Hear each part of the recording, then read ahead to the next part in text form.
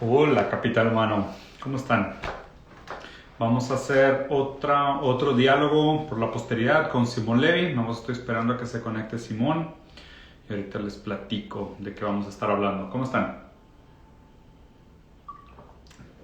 Para los que vengan llegando por primera vez, hacemos estas conversaciones todos los lunes a las 6 de la tarde. Entonces, por favor, los lunes a las 6 de la tarde. Listo, ya llegó Simón. Vamos a ver si se conecta. Un segundito. Simón, amigo, ¿cómo estás? Diego, ¿qué ¿Todo bien? onda? Buenas tardes a Ok. México, gusto saludarlos a todos. No, hombre, encantado. Un gusto. ¿Me escuchas bien? ¿Se escucha bien? Te escucho perfecto, no sé si tú a mí. Ahora se me olvidó mis earphones, no los traigo. No te preocupes, yo te escucho sin problemas. Si la gente no tiene eco, está perfecto.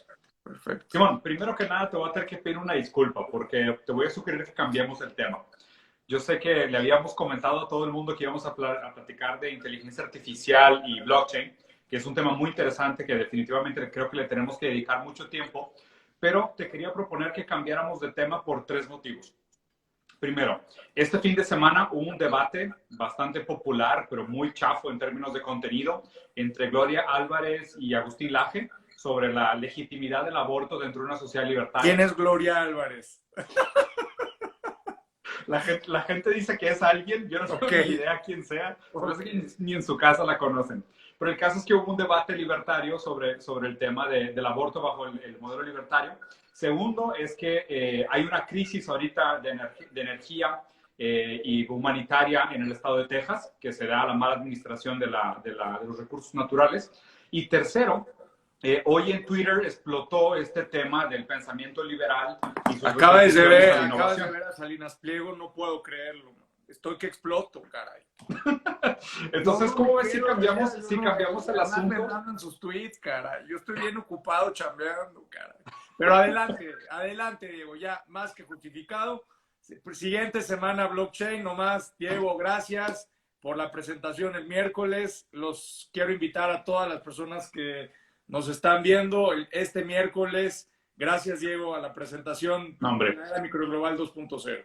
No, hombre, al revés. Estoy encantado, te agradezco mucho por la oportunidad, lo tomo como un orgullo. La verdad es que ya adelanté bastante el libro, estoy encantado, lo estoy leyendo rapidísimo porque la verdad es que es un contenido tan, ¿cómo te diré? Tan evidente, o sea, son tantas cosas que están sucediendo, son tan importantes hablarlas. Para todo el mundo los recuerdo, yo y Simón estamos haciendo esas conversaciones todos los lunes, estamos hablando de diferentes temas, se queda todo esto grabado, lo subimos después a YouTube y esta semana de manera extraordinaria vamos a hacer dos conversaciones, la de hoy sobre el tema del libertario y el miércoles vamos a hacer una entrevista a Simón sobre el nuevo libro que acaba de lanzar que se los recomiendo muchísimo, la verdad está buenísimo, esta es la nueva era microglobal. Pero bueno, Simón, entremos al tema. Pensamiento liberal y pensamiento libertario. ¿Cuál es Diego, tu ¿se puede primera ser postura? libertario cuando debes 40,000 millones de pesos? ¿Se Pues, puede creer en el libre mercado cuando tienes subsidios y cuando le cobras a millones de pobres a mes sin intereses? ¿Se puede? pues, mira, te soy sincero, para que uno sea hoy un capitalista funcional tienes dos opciones. O tienes que ser un cínico o tienes que ser un imbécil. O sea, nada más hay dos maneras de hacerlo. Porque o niegas la realidad y finges que nada de las condiciones estructurales que te favorecieron te dieron todos esos beneficios, o simplemente eres un ignorante que no sabes cómo funciona el mundo. Hay dos maneras de hacerlo. ¿Okay? Entonces, creo que hay de los dos. Hay algunos que realmente son unos cínicos y hay unos que realmente son muy ignorantes que no saben lo que están defendiendo. Como se debe de hacer con el respeto intelectual a la gente, voy a tratar de ser el hombre de hierro de este argumento, ¿no? O sea, el pensamiento liberal lo que dice es que los mercados favorecen el individualismo porque se filtran y a través de la competencia se genera la innovación y progresa la humanidad. Pero pues obviamente está muy lejos de la realidad que observamos, ¿no? Por lo que tú acabas de decir, porque realmente el liberalismo que tenemos hoy es un capitalismo de compas, es un capitalismo de puro Estamos de privilegio. acuerdo que la competencia debe democratizar oportunidades. ¿Estamos de acuerdo? Estamos de acuerdo que la competencia debe empoderar al ser humano para conquistar por medio de su capacidad, de sus habilidades, lo que digamos, puede y debe en función de las oportunidades que hay en la existencia, en el mercado como tal, ¿no? Claro. Estamos de acuerdo que el Estado no debe de obsequiar, si vamos a utilizar esa palabra, a las gentes, digamos, más necesitadas, pero tampoco a los, a los grandes corporativos y a los grandes empresarios, ¿no? Claro. Entonces, ¿en dónde está esa libertad, Diego? ¿Dónde está esa falsedad de manipular? Libertad para acá sí, pero para acá no. ¿Existe el populismo VIP? Sí, te sigo completamente. Creo que justo es eso. Es muy interesante que ahora, porque a ver, lo que la gente no entiende, estos liberales y lo que tienden al pensamiento libertario que dicen, no, mientras más chico el gobierno mejor, mientras más chico el Estado menor, ¿no? Que son estos libertarios, anarcocapitalistas o los otros que se llaman minarquistas. Los minarquistas son los que quieren un gobierno mínimo que solo se asegure de la legitimidad de las propiedades. Ellos dicen individualidad, propiedad y libertad, ¿no? Pero lo que la gente no entiende es que para que exista un mercado, tiene que existir una sociedad funcional. Y para que exista una sociedad funcional, tiene que haber un Estado de garantías, de derechos, de leyes, de una serie de estatutos. Y hay una serie de pensamientos sumamente simples que desploman completamente estas teorías libertarias, porque es todo lo que son, puramente teorías. Viven en el mundo de la fantasía. ¿Existe la libertad económica en términos reales? Mira, No. cuando yo vivía en China, México le acababa de permitir a China su ingreso a la Organización Mundial de Comercio. México fue el último país, Diego, que le permitió a China el ingreso después de todas las rondas de las negociaciones en el año 2001. Y yo me acerqué con uno de mis profesores, ya el otro día te platiqué el asunto de la democracia china, y entonces le pregunté, ¿existe de verdad el libre comercio? Y me dice, el libre comercio es un sueño como si tú quisieras volar. Lo que existe no es libre comercio, sino comercio inteligente. ¿Cómo puede haber libre comercio con barreras no arancelarias, con salvaguardas, con cuotas compensatorias? Entonces, ese discurso tramposo de la libertad económica, ese discurso tramposo de cero aranceles. A ver, Diego, ¿tú has visto un producto que teniendo entre México y Estados Unidos, tú vives en Monterrey, Ciudad de México, Estados Unidos, etcétera? Yo no he visto un solo producto de Estados Unidos, chino, mexicano, que por tener tasa de 0% de libre comercio, el Estado, ya sea en Estados Unidos, la meca del capitalismo, no le ponga una salvaguarda. Ahorita lo acabamos de ver. ¿Cuál libre comercio, por favor? Sí. No, y sí, totalmente de acuerdo contigo. Yo concuerdo que, y la verdad, y te soy sincero, no tienes idea la cantidad de gente que me pregunta esto, Simón. Y es un tema que concuerdo contigo, que es hablar es igual que hablar del Señor de los Anillos, o Narnia, o Harry Potter, o sea, es hablar de fantasía. El problema es que se han vuelto una minoría sumamente vocal. Y se me hace un pensamiento sumamente peligroso, y por eso quería platicar del tema, para desmistificarlo. Porque obviamente cualquier persona que ha estudiado y ha leído sabe que está lleno de falacias argumentativas, llenas de fantasías, llenas de exageraciones, basados en hombres de paja. O sea, es irreal el pensamiento libertario. O sea, mucho de lo que tiende esto del liberalismo es completamente insostenible. Y es importante que la gente lo piense. O sea, para la gente que tiene cualquiera de estas aspiraciones, inclusive anarquistas de cualquier tipo, o sea, ¿cómo funcionarían los correos? ¿Cómo funcionarían las cortes? Imagínate si no hubiera una corte del Estado, ¿cómo serían las cortes privadas? Vamos a suponer que alguien te roba la cartera. ¿Quién te demanda? ¿Quién te protege? ¿Quién pone las leyes para poner el marco teórico de lo que es el robo de propiedad? Y luego, ¿sabes qué? Ah, no, es que la corte es privada, la corte le pertenece a una empresa. Pero antes de eso, yo te propongo una cosa, digamos, el propedéutico, para que con quien estamos platicando y quienes nos están viendo, además de mandarles un saludo, puedan, digamos, comprender más. Vamos a quitarle primero la hipocresía al tema y vamos a entender básicamente qué es ese tema, qué significa ser libertario y qué es lo que proponen. ¿Te parece? Va. Mira, ¿me lo aviento yo o tú?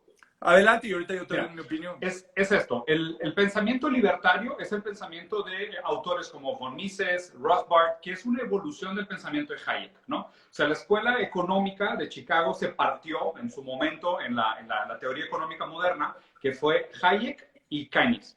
Keynes fue prácticamente el que dijo, ¿sabes qué? Necesitamos un cierto Estado que nos dé algún tipo de restricciones, que ponga algunos límites para tener el mejor funcionamiento del mercado, pero siempre con un límite garantizado por el Estado. O sea, ¿por qué? Porque Keynes fue muy inteligente en decir, las crisis siempre pueden durar más que nuestra capacidad de aguantarnos el hambre. Hayek no. Hayek es el que decía, no, libre mercado. Mientras más libre sea el mercado, mejor. De hecho, todos los problemas del mercado, según Hayek, eran culpas del intervencionismo del Estado. Exacto. Y bueno, cuando llega Hayek, y curiosamente en plena efervescencia de Hayek y de la libertad económica, se topa el mundo básicamente con dos acontecimientos, con el crack de Wall Street en 1929 y con algo terrible, Diego, que estamos viviendo en otras circunstancias, pero es una economía de guerra. Empieza la Segunda Guerra Mundial y básicamente el club de los países ricos inventan básicamente, se saltan el tema de la Sociedad de las Naciones, se saltan a Versalles y básicamente se habla de Bretton Woods. Exacto. Y se habla básicamente de la necesidad de que el Estado entre básicamente y se vuelve de moda el asunto del lugar de la mano invisible del mercado, la mano activa del Estado con la política fiscal. Correcto. El tema anticíclico y básicamente el gasto a todo lo que da, política monetaria expansiva y política fiscal expansiva a todo lo que da. Claro. Y ¿qué sucede? ¿Dónde quedó la libertad? Porque... Mira, y justo qué interesante que lo mencionas, porque inclusive Hayek tiene una frase muy famosa que decía, si hay problema de crisis, le pagas a la gente para que cabe un pozo y después les pagas para que lo tapen. Sí. Con tal de mantener el dinero en flujo, ¿no? Pero pues obviamente el límite de ambos estos pensamientos, y para llegar a la definición de lo que es libertario, es que el límite de los ambos pensamientos saben que el capitalismo tiende a ciclos de ruptura. O sea, a cada 8 o 12 años, predeciblemente el capitalismo tiene una gran... Pero nada más para toda la gente que nos está viendo, mira, aquí incluso llegó la política fiscal, porque hoy hubo una frase famosa que a mí me da mucho la atención de Andrés Manuel López Obrador. Pero tú te acuerdas básicamente, en la historia, la gente construía con las manos carreteras. Estamos hablando del 45. Claro. Pero hasta ahí llegó el tema de la política fiscal expansiva. Entonces ahora López Obrador habló del machete y todo esto. Ya en un esquema de keynesianismo, ¿no? Pero para no irnos tan lejos, Diego, 2035, con esta idea, ya definimos un poquito lo que es, digamos, la libertad. ¿Tú puedes creer en una sociedad que frente a la inteligencia artificial, frente a lo que va a venir en el mundo de la ciencia de datos, lo que va a venir en el tema de machine learning, cuando haya millones de personas que no tengan empleos y estén siendo básicamente sustituidos en viejos empleos, ¿de dónde va a salir el ingreso básico universal que ahora los libertarios también están pidiendo? Claro, porque justo ahí está, exactamente esa es la clave del problema.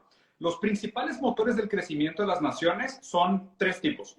El poder adquisitivo de las familias, el ingreso privado, la inversión privada y la inversión pública. ¿Okay? Normalmente en países como Latinoamérica, y me sé el dato de Brasil, 60% del crecimiento del PIB viene del poder adquisitivo de las familias, directamente. Si las familias tienen dinero en la bolsa para gastar, la economía se mueve, la economía crece. Eso se encarga del 60% ¿Quién gasta? del crecimiento del PIB. ¿O los del top de hasta arriba? ¿Cómo? ¿Quién gasta? ¿Las clases medias? No. O el grupo de Toby de los ricos? Obviamente todos. La base de la pirámide es la que gastan. Bueno, exacto. Debería. Son los que deberían de tener el poder adquisitivo. ¿Okay? Y luego los otros dos es la inversión privada y la inversión pública. Pero si te das cuenta históricamente, después de los años 70, prácticamente lo que sostuvo el crecimiento económico fue el endeudamiento de las bases de las pirámides y la inversión del Estado.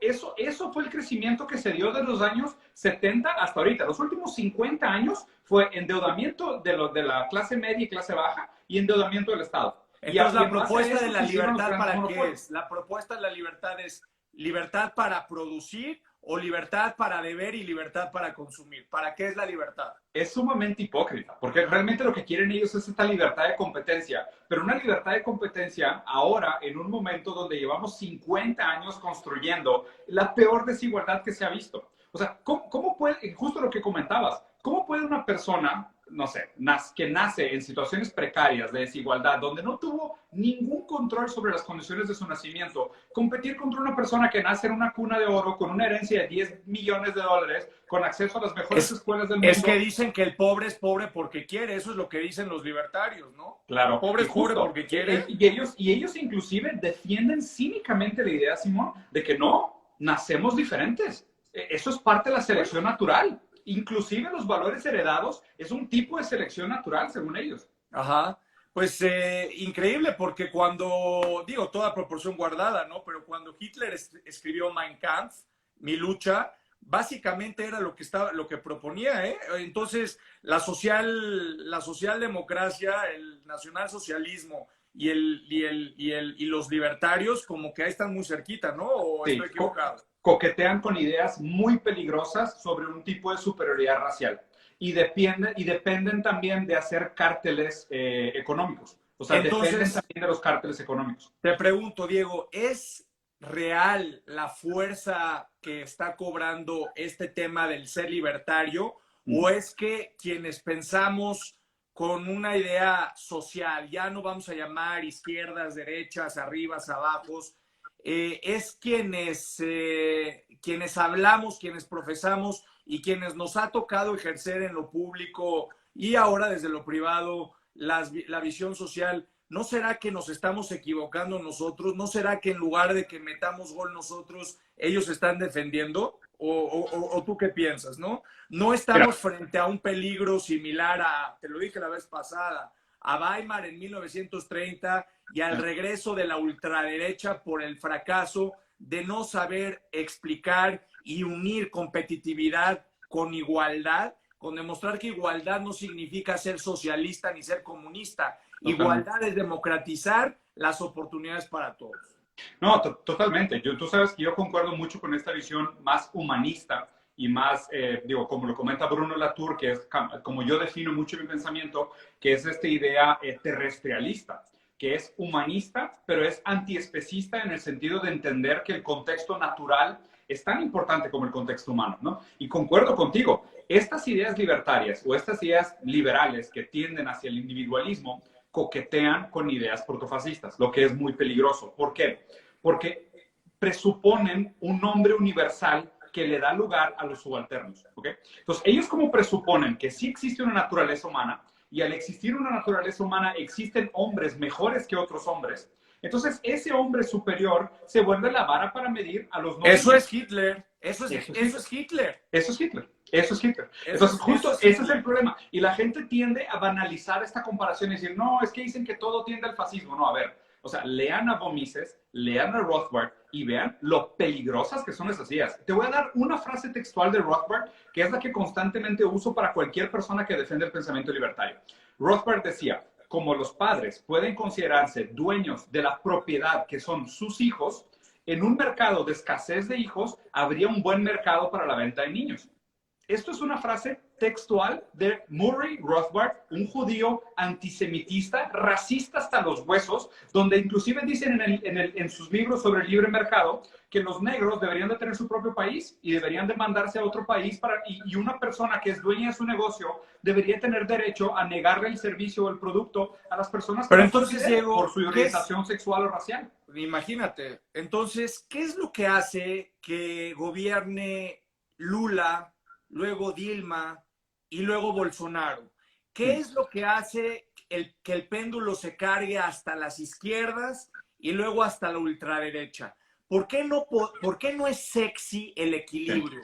¿Por qué no es sexy el equilibrio? ¿Qué le pasa al equilibrio para que las personas, los seres humanos, siempre tengamos que buscar o una opción o la otra? Claro. Mira, eso me parece lo más complicado de estos discursos políticos que tienden a ser tan bipolares, ¿no? Y eso para mí es herencia del populismo. Decir, échale la culpa al otro, ¿sabes? Cuando tú le echas toda la culpa al otro, el péndulo oscila de una manera muy voraz. ¿no? O ¿Tú sea, estás de siento que esa acuerdo que oscilación, tenemos que pasar de la sociedad de la expectativa a la sociedad de la responsabilidad? justo, que es justo lo que platicábamos, la crítica que hicimos al populismo en el capítulo pasado, es que la gente tiene que dejar de acostumbrarse a tener respuestas fáciles para problemas difíciles. O Exacto. sea, mientras sigamos cayendo en estas propuestas fáciles para soluciones difíciles, vamos a seguir cayendo en trampas de populismo. Y el populismo es donde se esconden estos grandes dictadores, estos regímenes autoritarios que Y son una fuente cosa de muy catástrofe. importante, yo te hice la pregunta y yo me la A quiero ver. contestar. Es muy fácil, porque los extremos tienen clientelas muy definidas. Así es. Los fascistas, neofascistas, siempre le topan al top de la pirámide. Mm. El populismo VIP, como le llamo. Sí, totalmente. Digamos, la extrema izquierda está básicamente en resolver pobreza sin saber crear riqueza. Exactamente. Pero y la pregunta, Diego, ¿y las clases medias? A ver. Las clases medias son quienes generan empleo, quienes generan derrama económica, las pequeñas y las medianas empresas que pagan impuestos, no como los Salinas Pliego, que hablan y discursan de competitividad. La pyme, si no paga su impuesto, si no paga impuestos sobre la renta, si no paga las cuotas obrero-patronales, se acabó. Claro. Esas son las clases medias. Las jefas de familia que salen a trabajar, los chavos emprendedores que quieren pero no pueden. Esas son las clases medias. ¿Dónde están, Diego? No, y a ver, y te pregunto, porque sé que tienes unas ideas brillantes sobre el tema, inclusive lo estoy leyendo en el libro. O sea, ¿cómo empoderamos la clase media? O sea, ¿cómo salvamos la clase media? O sea, ¿qué cosas se pueden hacer? Porque alternativas las hay. El gran problema que yo veo es que las clases medias son quienes definen los movimientos sociales o quienes los aniquilan. El problema de las clases medias, las pocas que hay, porque decían también falsamente, Batra decía una persona, un ideólogo de izquierda, Batra hablaba de que México es un país de clases medias. Por favor, ¿cuáles clases medias? Digo, el INEGI, nomás para darle un dato, el INEGI reportó que no llegamos ni al 40% de clases medias y ya no quiero ser como el exsecretario de Economía, ni voy a decir su nombre, que decía que se podía vivir con 6,000 pesos al mes. Pero el gran problema de las clases medias, y México no es un país de clases medias, no, pero es un país que las pocas clases medias que tiene se están aniquilando. Por eso me apuesta, y la apuesta, Diego, políticamente para que no regrese el fascismo y políticamente para salvarnos como sociedad, para tener un proyecto de futuro, es que las clases medias salgan de su zona de confort. Que las clases medias salgan del estado de comodidad en el que se encuentran, en el que nos encontramos básicamente, y en donde digan, hasta que no me falte qué comer, hasta que no me falte un alimento, yo no salgo a manifestarme o a decir. Los grandes movimientos sociales de la humanidad se han hecho por... No me gusta mucho utilizar la palabra clases medias. Bueno, pero soy un poco marxista y tengo que utilizar porque es básicamente la contradicción de clases, ¿no? Pero ahí yo creo que es la respuesta. Y la ausencia de las clases medias es básicamente el protagonismo de los extremismos. Sí.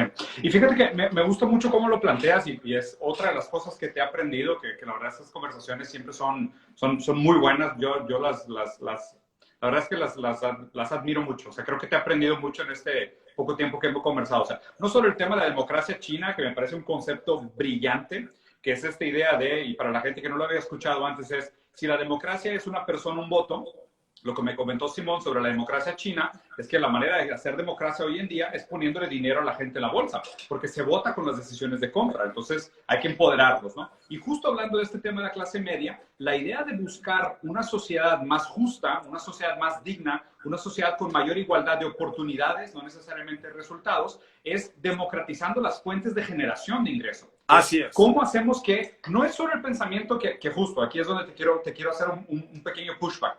Yo creo que sí necesitamos durante un tiempo algunas medidas redistributivas, porque de plano acumulamos demasiada desigualdad sistemática que inclusive es detrimental para lo bueno que tiene el mercado. ¿Okay? Si lo poco que queda de bueno de la competencia es que a través de la competencia hagamos una promoción de innovaciones, hoy es imposible hablar de competencia por la abismal desigualdad de los puntos de partida. O sea, yo estoy de acuerdo, pero ya llegamos a un punto en que no se puede distribuir miseria, Diego. Sí, no, Necesitamos claro. crear riqueza. No, entonces ni siquiera verlo como redistribución, tal cual tiene que ser de que, o sea, quitar de la gente que robó o de la gente que se apropió inadecuadamente de los bienes, sobre todo los bienes de producción, la materia prima, la tierra, los recursos naturales, y eso hay que democratizarlo. O sea, eso es lo que se tiene que crear algún tipo de democratización, porque todavía, y a ver, y me parece brillante también la manera como lo hemos platicado de decir, si el futuro mercado de inteligencia artificial está en los datos, no dejemos que empiece los monopolios y las oligarquías en el mercado de los datos. Que nazca el mercado de los datos en países tercermundistas ya democratizados. O sea, eso es lo que tenemos que hacer. Pero no quita, Simón, que los mercados anteriores, los de bienes materiales, todavía ejerzan una fuerza tan grande que no vaya a permitir la futura democratización de estos nuevos mercados. No sé si me explico con la premisa. Te explicas perfecto, nomás que me voy a regresar 3 rayitas para contestar qué es lo que está causando esto, ¿no? El gran problema, Diego, es que vivimos en una sociedad de expectativas. Vivimos en una sociedad de la esperanza. Vivimos en una sociedad del espectador de butaca y ve lo que pasa enfrente. Vivimos en una sociedad en donde hoy se ha vuelto marketing la moral. La moral y el imperativo categórico. Yo creo, Diego, en mi caso, yo no puedo predicar con moral. Soy un hombre lleno de defectos y mi única contribución y mi capacidad es transformar mis errores en oportunidades. Entonces, yo no creo en predicar con moral. Yo creo que tenemos que predicar con realidad. Sí, con resultados. Cuando tú predicas con realidad y cuando predicas con resultados, se acabó la expectativa, Diego. Se acabó en que uno es mejor que el otro, en que un presidente es Superman, que un presidente es Dios, y entendemos básicamente que somos seres humanos co-creadores, corresponsables, con la co-capacidad de poder generar soluciones complementariamente. Sí. Cuando tú generas eso, se cambia el chip, Diego. Se cambia el chip en la sociedad y entonces ya no tiene que ver con izquierda, con derecha, con libertad, sino con responsabilidad. El que es responsable, como la cuenta T de contabilidad, tiene el activo y tiene el pasivo y hay un balance. Entonces, Sí, claro.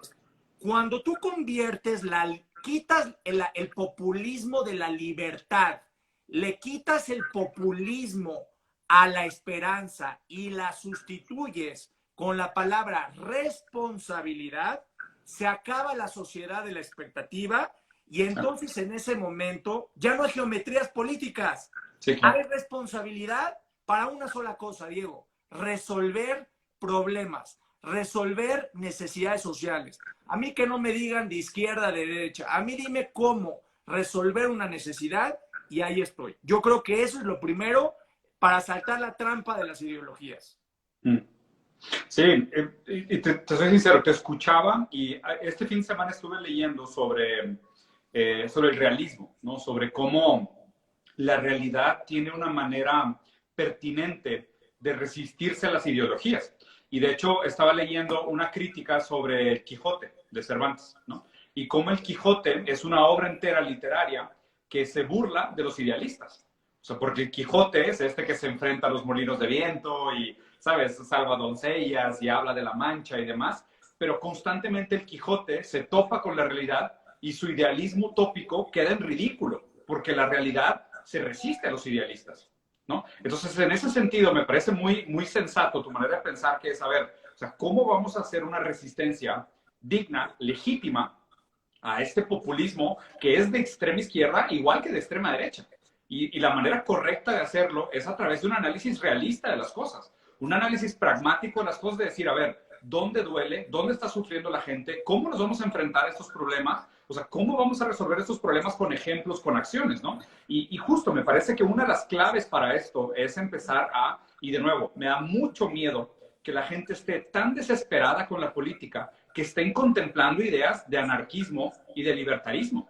O sea, No están contemplando ideas ni siquiera de anarquismo. Lo que pasa es que ya perdieron toda capacidad de ser productivos y se están refugiando en la política por la incapacidad y la holgazanería de ponerse a producir, Diego. Sí, sí, sí. Ese Sí, es el punto. Ahora, yo te diría como segunda respuesta, ¿no? Curiosamente y de manera muy cínica y muy irónica, los defensores del libre mercado, yo creo en el libre mercado, yo soy producto del libre mercado y soy producto básicamente del Estado, porque estudié en universidades públicas. Pero el gran tema y la gran trampa es que todos utilizan a clases sociales para ponernos a pelear a los unos con los otros. sí. Salinas Pliego con su community manager está feliz de la vida viendo cómo todo el mundo se pelea unos con otros, aumenta el tráfico en redes sociales, cada vez lo siguen más, su populismo de andar rifando bicicletas, bla, bla, bla. Entonces, unos se dicen neoliberales, otros se dicen chairos, otros se dicen fifí. Y es la fiesta del espectáculo de las etiquetas. Pero básicamente, afuera de Twitter hay un mundo y hay una realidad, insisto, Sí, claro. en las clases medias. Entonces, ¿cuál es la trampa? Que los que defienden el libre mercado también son marxistas, son más marxistas que cualquiera, porque ellos son los que hacen la dialéctica y el choque social. Ellos son quienes también, o sea, te das cuenta de la discrepancia Sí. entre unos con otros. Entonces, vamos a hablar simplemente de matemáticas puras, de aritmética pura, en una fórmula de productividad y de un contrato social.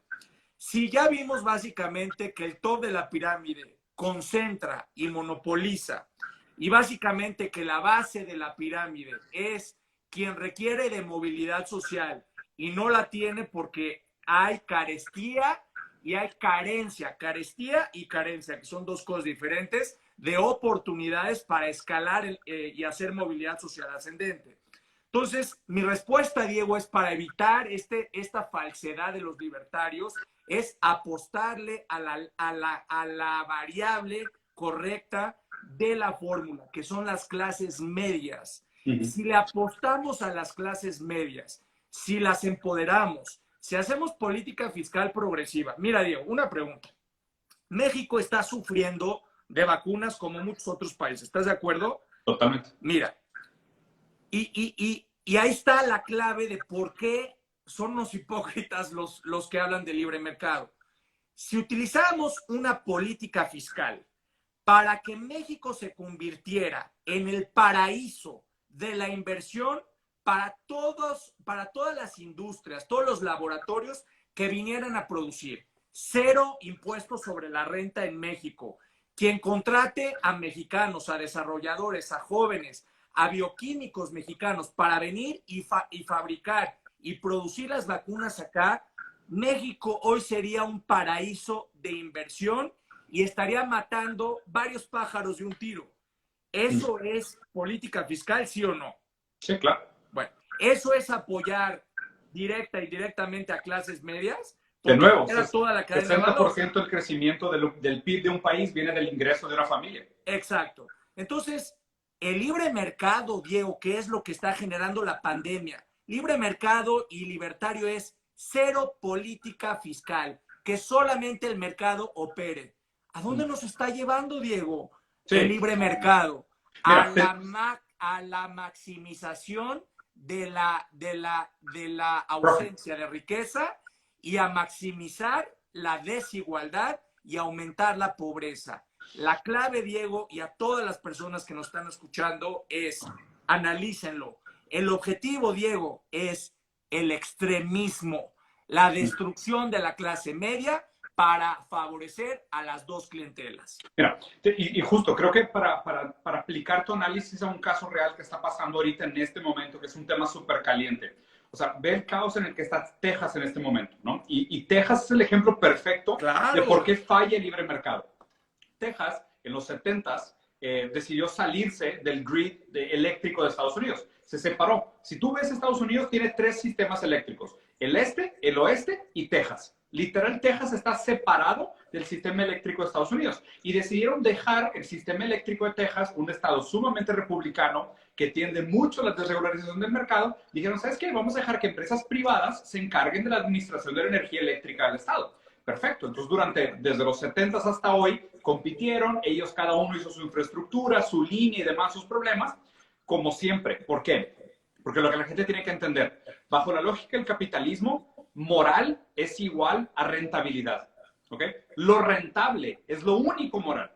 No existe nada moral que no sea rentable bajo la lógica del capitalismo. Pero la rentabilidad no está peleada con la ideología. Hay que hacer que la rentabilidad sea favorable para todos, no que se conceda. Exacto, pero el problema es que bajo el capitalismo libertario, el concepto de rentabilidad sustituye lo moral.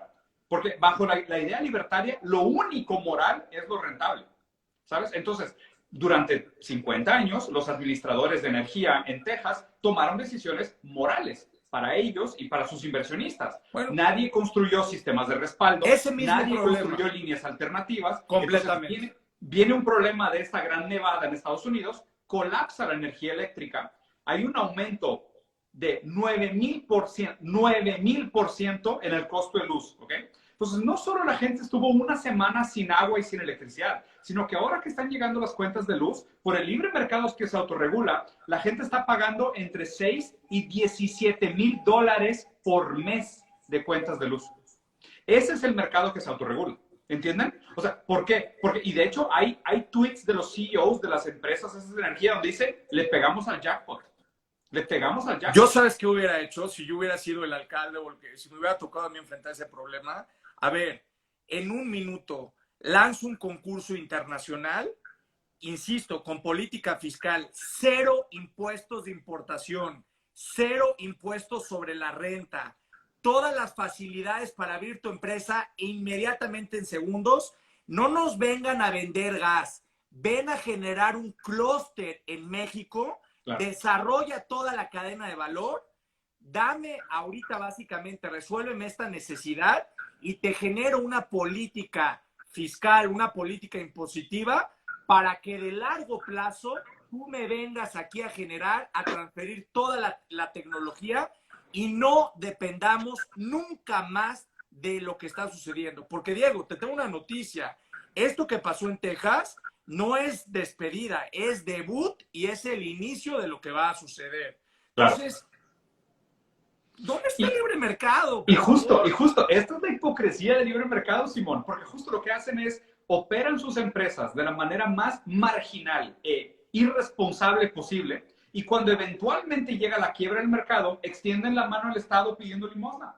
Ese es el libre mercado. El libre mercado es predeciblemente a cada 8 o 12 años que fracasan todos los grandes empresarios, extienden la mano y piden dinero público. ¿Te acuerdas de mi definición de economía? ¿Por qué me reprobaron en el ITAM? Y me regañaron en internet, en Twitter, pero me vale.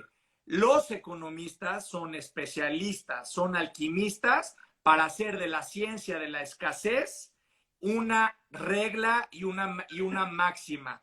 Claro. Convertir artículos prácticamente que existen en bienes escasos y convertir deseos en necesidad. ¿Sí? ¿Tú no crees básicamente que las crisis también se inducen, Diego? Ay, pero por supuesto. Estamos en una economía de guerra, en una economía de pandemia, que en lugar de productividad hay especulación. ¿Tú no crees? Digo, esto es básicamente el tema de del clima como tal. Pero, Diego, es muy fácil inducir crisis. Pero Simón, y lo peor de todo esto es que lo que me parece más inmoral de todo esto es que esto es justo el libro que te comenté de necrocapitalismo, del escritor de Singapur, hindú, que migró a Singapur. Okay. ¿A qué se refiere? Que hoy la única manera en cómo se sostiene el crecimiento del capital es directamente proporcional al sufrimiento humano. ¿Por qué? Porque ya definimos, y esta es una regla bastante básica de cómo funcionan las economías, si 60% del crecimiento de un país en desarrollo se da por el poder adquisitivo de las familias, o sea, demanda agregada, y no hay demanda agregada porque no aumentan los sueldos, porque las condiciones laborales son cada vez peores, no se crean empleos nuevos y dignos, no hay una distribución y democratización de las fuentes de generación de riqueza. Entonces, 60% del crecimiento del país está comprometido a la deuda que tiene la clase media y la clase baja. La única manera de crecer es endeudando. Entonces, Pues, endeudas por a la eso gente, cuando... endeudas al Estado y enriqueces a unos cuantos millonarios. Mira, Diego, cuando me estás diciendo básicamente, cuando yo escribí Crecer sin deuda, mi libro que salió en 2017, que digo, y no es que me haga la víctima, pero yo pronostiqué básicamente los niveles de endeudamiento a los que iba a llegar México y básicamente aquí, Diego, lo vas a ver en el capítulo final, en este capítulo, cómo el endeudamiento básicamente es la trampa de las pandemias. La primera versión de la era microglobal la escribí en 2009 y es lo que tú estás diciendo. Y básicamente no es que yo sea astrólogo, yo no hago tarot, simplemente es matemáticas. Y te digo lo de la astrología porque te gusta a ti. Pero mira, Diego, básicamente es muy claro y es muy sencillo. La libertad, el libre mercado es básicamente, creen que el consumismo es desarrollo, creen que el consumismo es crecimiento económico. Sí. Y lo único, Diego, que se está haciendo, el mundo está centrado básicamente en la trampa de la especulación, en la trampa del educacionismo, en la trampa de te pongo la zanahoria enfrente, oye, vete a estudiar prepa, high school, universidad, maestría, doctorado, postdoctorado, y cuando sales de estudiar, oye, me quiero un trabajo, pues te tienes que ir a trabajar a Rappi, y yo con todo respeto, ¿no? O a Uber, porque como lo dijimos el otro día, Diego, no hay chamba y el mercado, ese que defienden, no está generando las oportunidades porque el mercado produce especulación, no produce productividad. Y no produce productividad, exacto. Y al mismo tiempo que no es productivo, no crea la democracia china. O sea, no le pone dinero a la bolsa a la gente. O sea, ellos mismos no entienden que están creando especulación y produciendo productos que la propia gente que los produce no los puede comprar. O sea, ¿qué economía es esta? O sea, lo que la gente... Y por eso hice la premisa esta sumamente peligrosa de que bajo el capitalismo la única moral es la rentabilidad. ¿Sabes? Porque el capital tiene un fin en sí mismo. Es como si fuera lo opuesto a la deontología kantiana. Totalmente. O sea, si la deontología kantiana es la vida es un fin en sí mismo, bajo el capitalismo el capital es un fin en sí mismo. No importa cuánta gente se muera, no importa cuánta naturaleza se destruye. Lo único importante es la rentabilidad. Y absolutamente. Ese es el problema. Totalmente de acuerdo. Y hay un libro que se lo recomiendo mucho a la gente que nos está viendo. Yo lo leí cuando iba en la Facultad de Derecho, de Vivian Forrester, no sé si ya lo leíste, se llama El horror económico. No. Es un librazo que tienen que leer y es justamente eso. Él apuesta básicamente a la destrucción y al desmantelamiento. Y perdón que por tercera vez lo diga, pero yo quiero que quede muy claro y que la gente entienda básicamente que la apuesta es desmantelar al aparato productivo de los países y al aparato productivo de las células sociales. Sí. ¿Por qué, Diego? Porque cuando ya se pierde el aparato productivo, que son las clases medias, y por eso soy tan incisivo en esto, cuando ya no hay productividad, hay especulación. Cuando ya no hay productividad, hay codependencia. Entonces, escucha esto, Diego. Sí, perdón porque me apasiona y a toda la gente que nos ve, pero es que es algo de verdad real. Si tú haces que se peleen los ricos y los pobres, si tú haces que se peleen los chairos y los fifís, si tú haces que se peleen básicamente los del top con la base, básicamente, ¿a quién te llevas entre las patas, Diego? A las clases medias. Y entonces, básicamente, de la pirámide se desmorona completamente porque ya no hay quien jale de la pobreza a los de abajo, que son las clases medias, y ya no puedes subir y escalar porque la élite se queda básicamente arriba. Entonces, por eso mi apuesta en la era microglobal 2.0 es esa, es simple, rescatar a las clases medias, porque sin clases medias hay más ricos y hay más pobres. Y sin clases medias se acaba la productividad y comienza la colonización. Es que justo, Simón, o sea, y lo hemos conversado antes, ¿no? Pero a esto, para la gente que nos ha visto, y les recuerdo que yo y Simón tenemos estas conversaciones todos los lunes a las 6 y vamos a estar tocando diferentes temas, no solo desde el punto de vista del análisis, pero sino siempre tratando de hacer propuestas de cómo recuperar algunas de estas ideas y llevarlas a la realidad. Y lo estamos haciendo nosotros por amor al arte, ¿eh? O sea, sí. No somos y no más esto, Diego, perdón. ¿Sabes cuál es el problema también de las clases medias?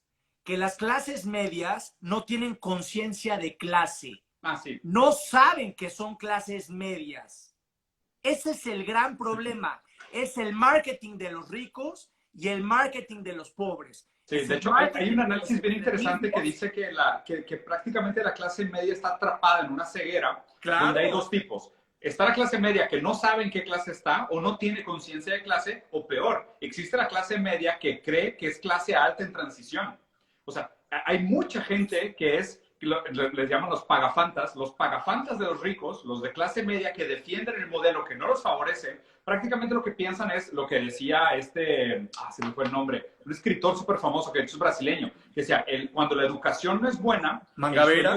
el sueño del opresor, el sueño del oprimido es volverse el opresor, ¿no? Entonces justo, hay mucha gente en esta clase media que lo que piensa es, no, como yo voy a ser rico un día, a mí me conviene todas estas políticas estructurales de beneficios y privilegios. Claro. Pero no pasa. O sea, vayan a investigar el índice de Gini. No hay movilidad social. ¿Por qué creen que hay películas cuando una persona pobre se vuelve rica? ¿Por qué creen que hay novelas cuando una persona pobre se vuelve rica? Porque son una en un millón. O sea, porque pasa cada nunca en la vida. Es tan raro que exista la movilidad social que cuando pasa hay una película en Netflix sobre el tema. Claro, pero no hay ¿estás de acuerdo conmigo en la trampa de la ideologización para destruir el aparato productivo de la sociedad local, municipal, estatal, nacional y mundial, que son las clases medias? Totalmente. Si destruimos a las células, mira, es exactamente como una enfermedad y como una pandemia. Tú destruyes las células T del sistema inmunológico y se acabó. Las clases medias son a las células T lo que el sistema inmunológico a la productividad económica. Hay algo muy fuerte ahí, Simón, algo muy, muy fuerte. Y justo lo que y que la gente que nos está viendo es así. Esas teorías mafufas de los chips y eso, no, es más simple. Vamos a destruir la productividad. Ahorita alguien del quien nos está escuchando me pregunta qué es la especulación. La especulación básicamente es simplemente el trading de los commodities. La especulación básicamente es apostarle a la deuda en lugar de la productividad. La especulación básicamente es quitarle a quien produce para regalarle impuestos al de arriba y para no poder empoderar al de abajo para poder trabajar. Eso sí, es especulación. Es gozar hoy de los beneficios a futuro también muchas veces. Totalmente, la esperanza. Lo que hace es que dice, esto va a subir, entonces como creo que va a subir, déjame robo esa rentabilidad del futuro y me la gasto hoy. Y el problema es que muchas veces esas burbujas truenan. Por eso sumo las dos respuestas que te di. Transformar la trampa de la sociedad de las expectativas a la sociedad de la responsabilidad y saltar la trampa de los dimes y diretes, quitarle a las clases medias la ausencia de conciencia y que comprendan básicamente que son el eslabón en el blockchain social más importante para el futuro de la humanidad, Diego. Si Marx hubiera estado aquí, él decía, proletarios unidos, que lo único que podemos perder básicamente es nuestras cadenas. Desarrolladores, jóvenes que hacen software, clases medias, unámonos, porque lo único que vamos a perder es nuestra capacidad de generar y desarrollar futuro, porque nos están haciendo que nos encrispemos los unos con los otros. Sí, totalmente. Entonces, bueno, yo creo que sí, la verdad estuvo buenísima la plática. Lo voy a recordar para la gente. Hacemos estas conversaciones todos los lunes. Ayúdenos a compartir, a invitar a más gente. Esta vez, mientras más gente se una a la conversación, mejor se van a ir poniendo. Si quieren sugerir algún tema de conversación, también nosotros encantados. O sea, somos personas que compartimos el mismo interés y muchos pensamientos similares. O sea, concuerdo contigo que realmente la solución de esto va a venir de primero, proporcionar mejores condiciones materiales a la base de la pirámide, porque sabemos que una persona para que pueda desarrollar su talento tiene que tener un set básico de condiciones materiales. O sea, una frase que siempre me resuena en la cabeza, y esta la dijo un premio Nobel de Ciencia, dijo, de matemáticas específicamente, dijo, no me impresiona tanto Einstein, sino que me impresiona la cantidad de gente con el mismo talento que Einstein que nació y murió en pobreza, sin jamás haber estudiado matemáticas. ¿Okay? Entonces, esto es lo primero que tenemos que pensar. Para la supervivencia de la especie y para el progreso de la especie, para la mejora de la especie, es nuestro deber darle oportunidad a todos por igual de que desarrollen su talento y veamos cuántos Einsteins y cuántos genios brillantes, arquitectos y diseñadores y programadores y creadores y artistas no nacen y mueren en pobreza extrema. Y porque nunca tuvieron la oportunidad, nunca vimos su capacidad de transformar el mundo en un lugar mejor. Totalmente. Pues lo primero que tenemos que hacer es mejorar las condiciones materiales de la gente. Porque eso inmediatamente, es más, vean el ejemplo de China y las Olimpiadas. La gente siempre habla de que, oye, es que ¿cómo le va tan bien a China en las Olimpiadas? Pues es que si tuvieras toda la infraestructura deportiva que hay en China para que toda la base de la pirámide pueda participar, pues entre el 1.2 billones de chinos, la probabilidad de que te encuentres uno que sea el mejor en saltos, en brinco, en baile, en box, en ping pong, es muy alta. Porque constantemente están filtrando y dando oportunidad que la gente muestre su talento. No podemos aspirar a ser un país mejor y a un progreso humanitario si no le damos oportunidad a un 98% de la población del mundo. Absolutamente. Por favor, o sea, le estamos dando la oportunidad de gobernar el mundo a un 2% con las peores enseñanzas del mundo, que es las características que te hicieron nacer en cuna de oro, son las características con las que vas a gobernar. O sea, eso es lo opuesto a lo que debería de ser el pensamiento de progreso de una especie. Entonces, si no nos enfocamos inmediatamente a darle oportunidad a toda esta base de la pirámide que no tiene oportunidades, nos estamos perdiendo millones de Einsteins todos los años. Completamente de acuerdo. Y ahí está la verdadera meritocracia. Yo quisiera cerrar este capítulo básicamente que es la apuesta de la destrucción de las clases medias es el triunfo de la especulación.